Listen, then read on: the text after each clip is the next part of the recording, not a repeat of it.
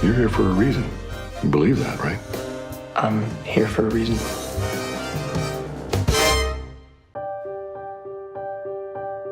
I was a jazz drummer myself, so it was a world that I knew. I had a very hard teacher, so that kind of dynamic I was familiar with. Having a teacher that you care more about their approval than anyone else in the world. It's this weird kind of dynamic that sometimes can yield to really good things and sometimes not at all. He was in a very competitive high school jazz thing, and he had a teacher who was a lot apparently like Fletcher.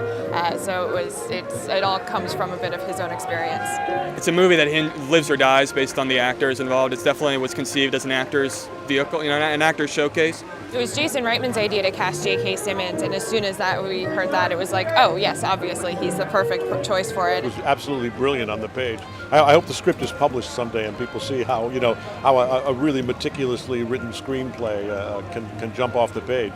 And then Damien had fallen in love with Miles from Rabbit Hole and knew that he played the drums, and so he was always sort of who we were hoping for as well. So we got very lucky on both of those. Yeah, I just knew the script was really kick-ass, and I felt like, my character, I was really drawn to his kind of drive and ambition and dedication to his art. It's something people kind of shy away from, like the competitiveness of wanting to be, the best at something, but I actually found it to be pretty, admirable.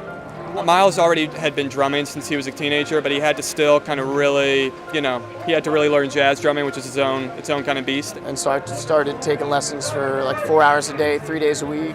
As somebody with a musical background, I'd feel pretty weird, or I'd feel kind of phony if I just was up there faking it. So I tried to put as much time into it as I could. J.K. had been in music school, so he again knew the world. It was intense, for the kind of work that we do. And my preparation was really mostly musical, learning the scores and learning my little piano piece, which my hands don't work all that well. So even though I'm a musician, I had to practice quite a bit on my piano playing. What I love about the film is that it puts two very flawed characters up there, but it's not judgmental. I mean, it's less a message. I think it's more just a question of whether the ends justify the means. Especially in art, this is a movie about oppression. It's a movie about kind of raw technique. So does that have a place in art? Does that help art? Does it hurt art?